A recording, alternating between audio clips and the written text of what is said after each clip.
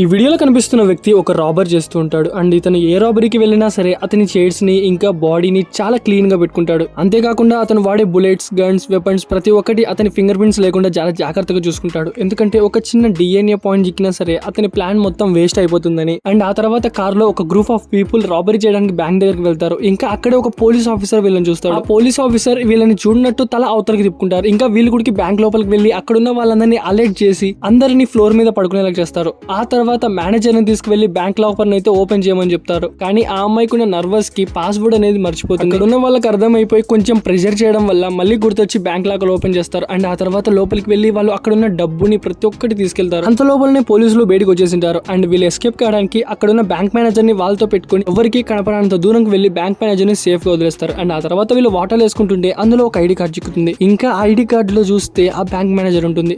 అంతేకాకుండా ఆ group of people లో మన హీరో నైబర్ ఆ బ్యాంక్ మేనేజరే. నేను చెప్తున్నా మూవీ అనేది చాలా ఇంట్రెస్టింగ్ గా ఉంటుంది. ఒకవేళ మీకు మూవీ నేమ్ కావాలనుకుంటే కామెంట్ చేయండి. అంత ఓపిక లేదనుకుంటే జస్ట్ వీడియోకి లైక్ చేయండి. ఇలాంటి ఇంట్రెస్టింగ్ మూవీ క్లిప్స్ కోసం మర్చిపోకుండా సబ్స్క్రైబ్ చేసుకొని పక్కన బెల్ ఐకాన్ అయితే ఆల్లో పెట్టుకోండి.